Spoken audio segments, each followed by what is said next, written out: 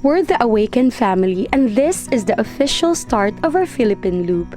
We're starting right here in Camiguin. This tiny island may be the second smallest province in the Philippines, right after Batanes. But don't let its size fool you. With more volcanoes than towns, Camiguin is quietly wild and full of surprises. In this episode, we're learning an important lesson, that being resilient and open to change matters. Life on the road isn't always convenient, especially with kids. But when they get to see us adapt, adjust, and embrace the unknown, that's a kind of learning no book can teach. So come along, we're taking you through our first week on this island adventure, without a base camp, without a solid plan, just trust, movement, and the freedom to grow through it all. Why would you look outside yourself when you have all of the world inside? 1, 2, 3, 4.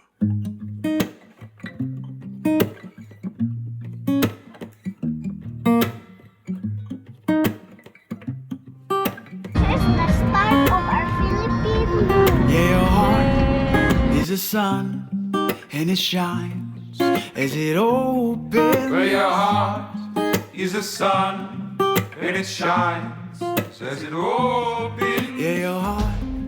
We are now here in Balingwan, but before kami pumunta sa port, magpapagas muna kami kasi sa Camiguin medyo mahal yung gas.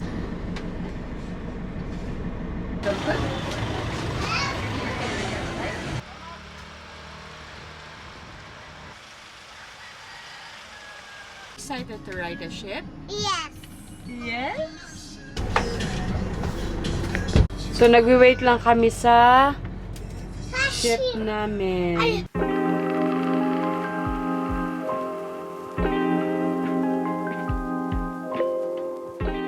How's your feeling na we're gonna start our loop and we're going somewhere na hindi natin alam kailan tayo uuwi? Yes.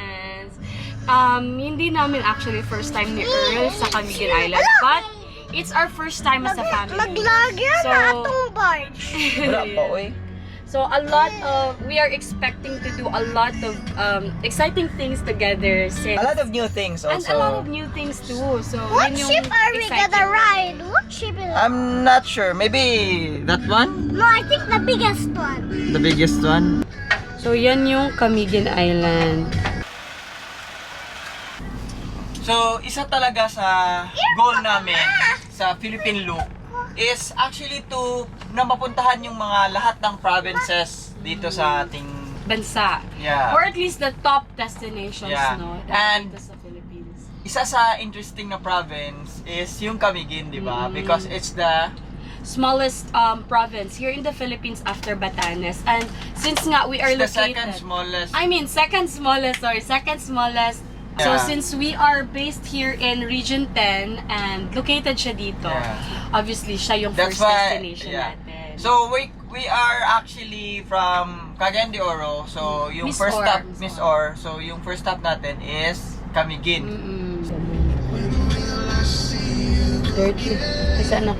So guys, isa pala na fun fact sa Camiguin Island is it is the only island province, diba? Yeah. Na it has more volcanoes than its towns. Yeah. Sobrang interesting kasi It has 7 volcanoes. Active ba lahat? It has 7 volcanoes and 5 lang yung towns niya. So we are very excited to explore the island. Although hindi namin first time, but we really think na kahit maliit yung island, there are so many fun and new things to do. And that's why there. it's called Island Born Born of Fire. Island Born of Fire. So 12 dapat kami aalis, but until now, andito pa din kami sa port. It's 12:22. It's 12:22 na. We're still waiting. Go ahead, cover. Knock, can you please get the cover, Knock? So, I'll stay at the back. The man hold that. Yes. So from here going there sa Camiguin is 1 hour. So we'll see. Right now it's 12:31. delayed ng 30 minutes, no? Yeah, but it's okay. We're chilling down here. We're chilling down here.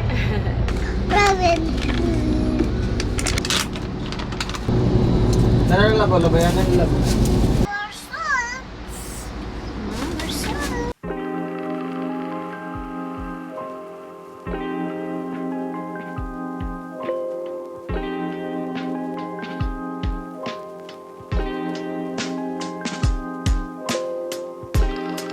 We're here in Camigan Island! So nice to be back after 5 years. Ako after 9 years. Yeah, after 9 years. 9 years.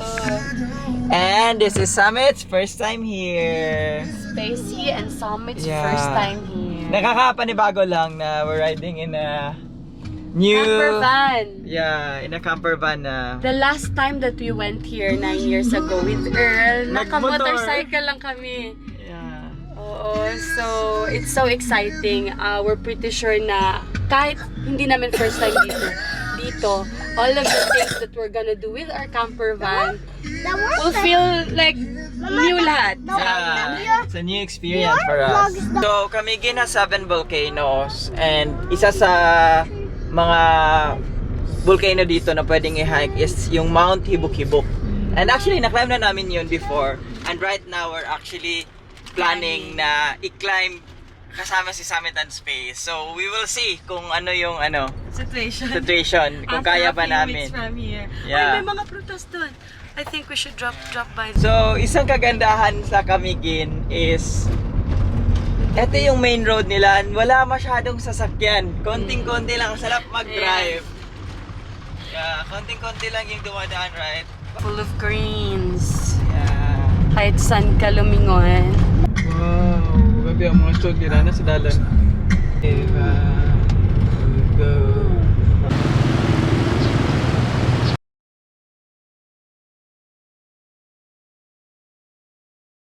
We're gonna swim in the hot water. Since we're here na and wala pa kaming parking spot, dumiretso na lang kami sa Ardent para makapag-relax. So Ardent Spring siya, guys. So to anyone na hindi familiar, it's a, it's a hot spring. So yung main source niya is yung volcano. Isa sa mga volcanoes dito sa Camiguin Island. Yeah. So let's go. Let's go! Leaving the old life behind, giving the new one a try, making the past as we go, trying a new way to grow, finding a new way to define the way our life is time, changing familiar as we go, shaping the world that we show. So many different ways to make us fly. All of the chances we have to Medyo nakakasad kasi mga 10 years ago, sobrang hot pa ng water ng hot spring na to. Pero ngayon hindi na, no? Warm na lang siya. Hindi naman siya malamig. Hindi nga siya actually super warm. Yeah. Ba't talaga yung parang nagsasona ka, di ba? Mama, I will call it. Bakit kaya? I will call it na right now. Ardent Cold Spring. Warm spring. It's not also cold naman. Pero It's not it's not as hot as before. hindi na bagay sa kanya yung name niya na Ardent Hot Spring. Dapat ardent warm spring. So after naming maligo, kumain na kami diretso kasi gutom na si Summit and Space. So right now, hindi pa Nasa labas kami ng Ardent. yeah, nasa labas kami ng Ardent and hindi pa kami sure kung dito na kami mag-overnight or maghahanap pa kami ng camping spot. Yeah.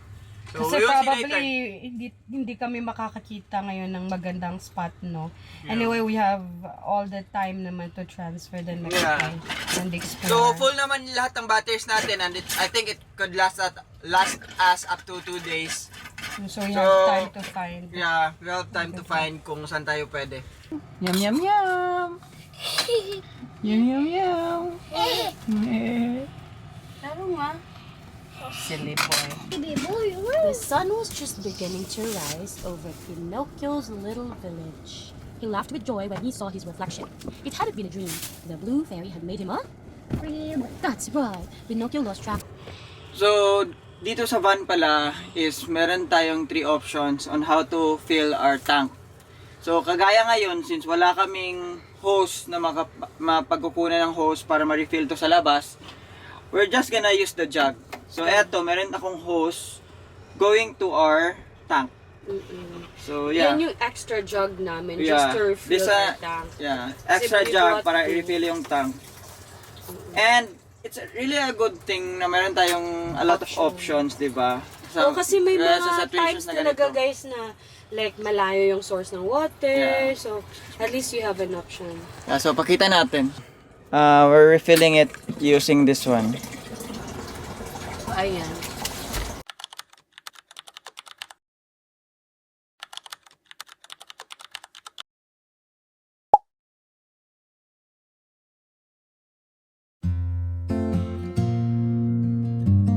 Morning, Ace. Get up and I will save the book. What do you wanna do? You're gonna jog? Cosplay, what do you want?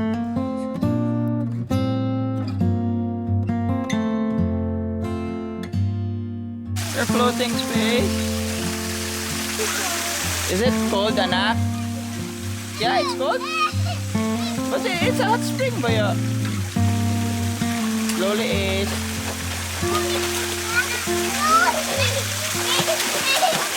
So, morning, since nga si Summit and Space, dito kami natulog sa Arden. Pagising nila, gusto na nilang maligo agad. Yan.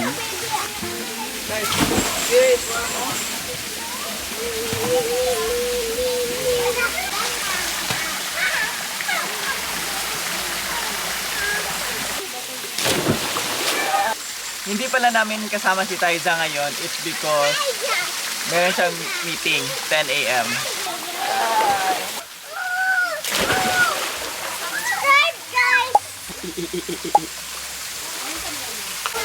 So, just finished my meeting.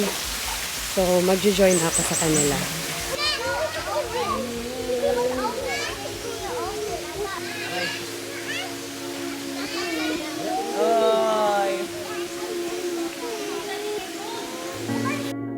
My eyes are wide open. I see you clear. My toes touch the same floor. Bawal kasi siya mag-park dun sa near sa spring since hindi lang nila inaalam. Hindi naman bawal. Bawal. Bawal No, I mean, mag-overnight. bawal mag-overnight. Kasi kino-close nila yung gate every 9 p.m., no? Every day.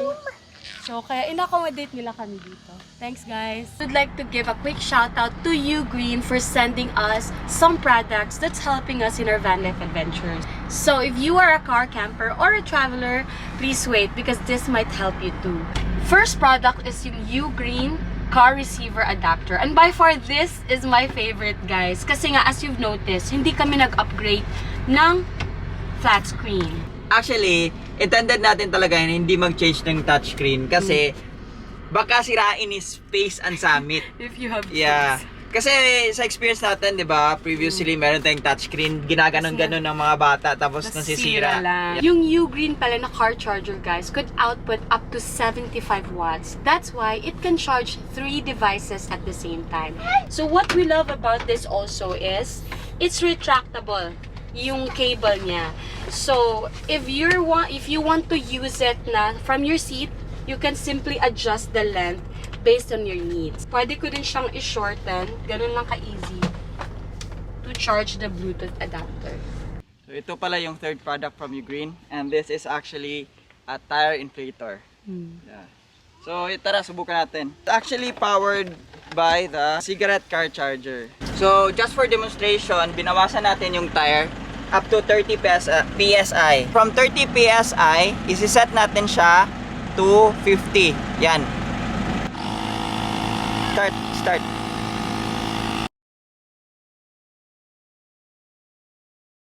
So napuno ng Ugreen tire inflator yung tire natin from 30 PSI hanggang 50 PSI for only 3 minutes and 37 seconds. So kung sa iba yan, nasa around mga 10 to 20 minutes pa. That's how fast this one is. And it's very handy, guys. Yeah. Oh, it's very portable. Yeah. So you can just leave it at the back of your trunk when you're traveling.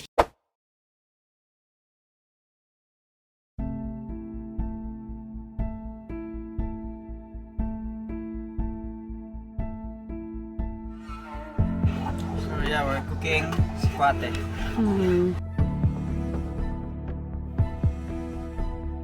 After our swim, we spent the rest of the day continuing our search for a base camp here in Camigan Island. We didn't expect the journey to take this long, driving from one place to the next and adjusting as we go. Today, yung plan talaga namin is to find a stable camping spot for us before kami mag-explore and mag-tour. I think this is the second location na pinuntahan namin kasi gusto namin ng good access sa beach and also may electricity. Lahat ng bahay na yan for rent. Homestay. So, hindi ka nag-ask? Kung saan Puno na daw. So guys, andito kami ngayon sa Hayahay Cafe because we're gonna try their smoothie bowl. Medyo napagod kami sa kakahanap ng parking spot. So, we're having a break right now.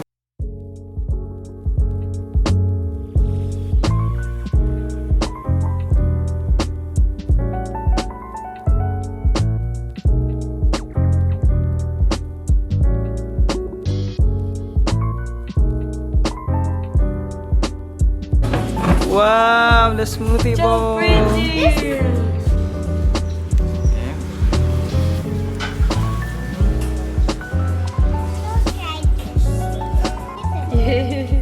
That's edible. It means you can eat it.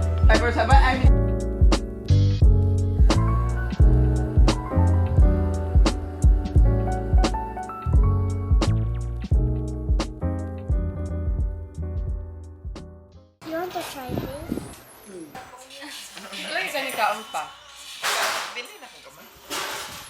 Dami ba?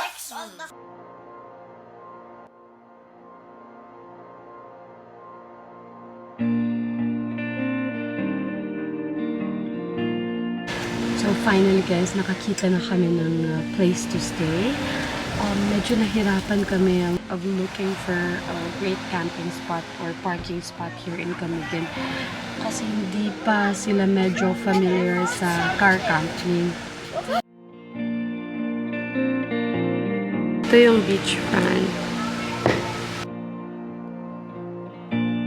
It's a perfect day for the road. The blue sky will take us home. We'll take it easy, we'll take it slow. It's a good day for the road. Nagka-allergic reaction sa space. We don't know ano naka-trigger. Kasi usually allergic siya sa egg, but di naman siya kumain ng egg. So we're thinking baka caterpillar while they were playing. See? So red. You take a rest. So we're just waiting for the sunset while preparing for our dinner. Okay, so are you feeling better, sis? Yes? And time goes so fast when you're with the ones you love. But I won't worry today, even if time flies away.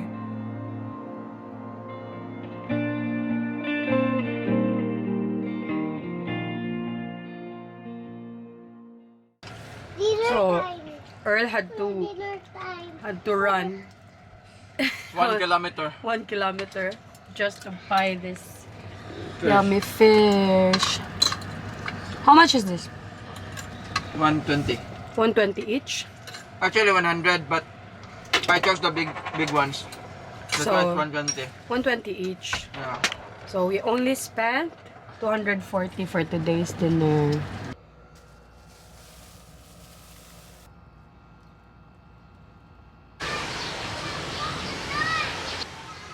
Summit.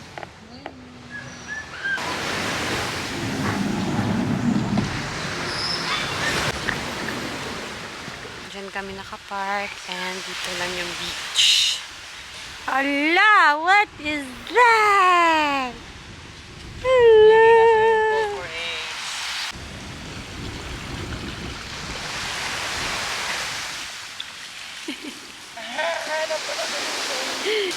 Nice pool. Do you like your pool?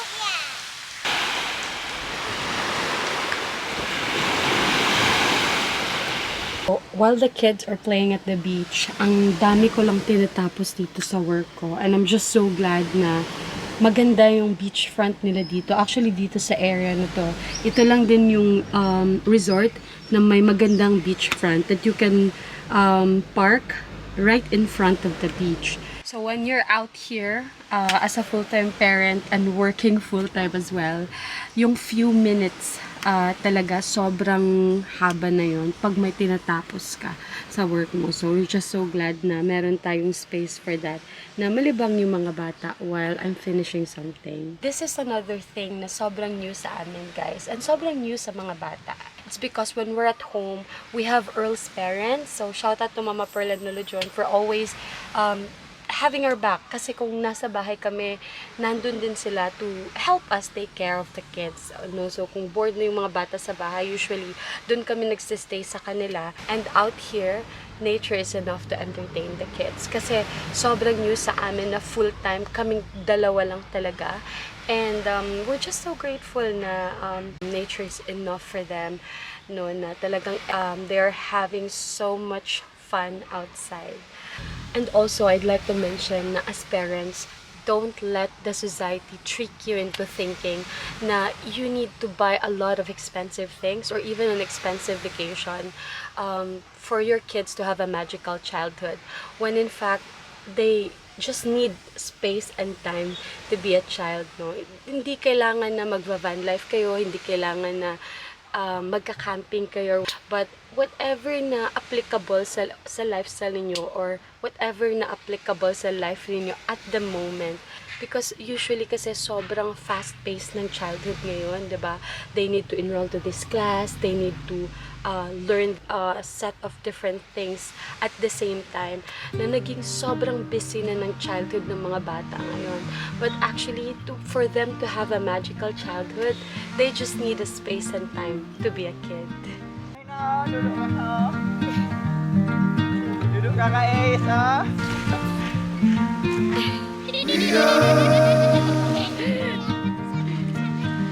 Still young and our hearts still run. Come on, be cool. It's our time. Let's move. We are still young, and our hearts still run.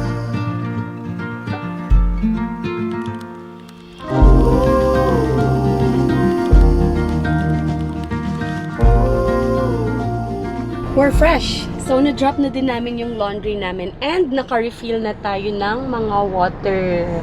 So, si Space is there, sleeping, and si Summit and Papa nasa labas lang may binibili. So, guys, we've decided to leave kasi we have all the time naman to look for other campsites. And also, although meron silang magandang camping spot, we also have water source and electricity source there. But we've decided na i-try din yung mga ni-recommend ni Sir Steve. Shout out to Sir Steve Yamot and CCM Car Camping Mindanao with siya, and to the rest of the members for always helping us in our adventures.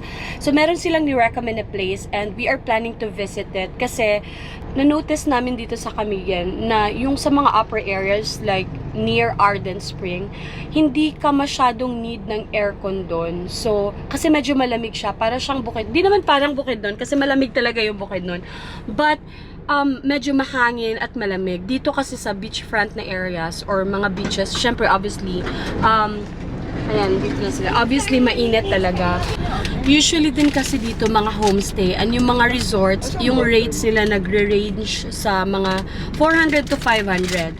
And I think okay lang naman yung rate na yan kung short stay ka lang, like 3 to 5 days or probably a week.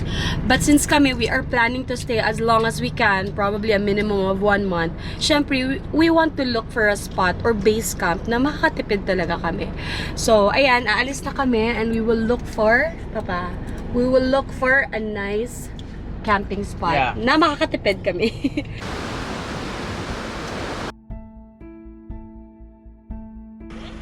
Sir Mom! Kayot din mo ay.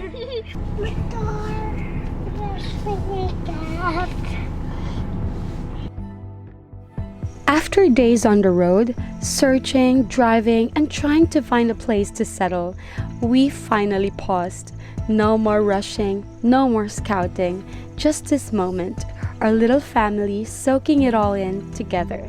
Because before we figure out where to stay next, we're choosing to be here now and embrace the gift of slowing down. Because this is what it's all about.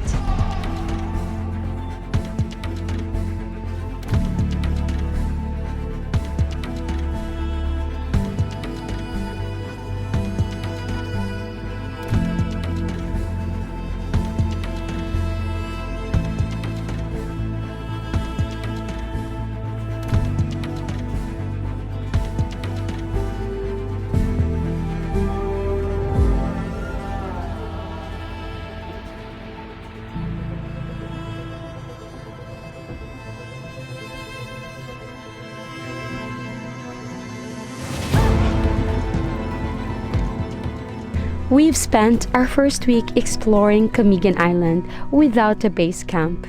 This journey is still so new to us. We're not used to moving from one parking spot to the next each night, but this week we had to adjust. We stayed where we could, beaches, parking lots, even a gas station, all while looking for the right spot for us as a family. What surprised us most wasn't the places, but the people. Kind strangers welcomed us, offered space to park, and made us feel at home, even without a home base. And just when we thought we'd keep wandering, we found it. A place that feels right, a place that might just be our home base here in Camigan Island. Are we staying here for good this time? We'll share more in the next episode. Wanna be alone.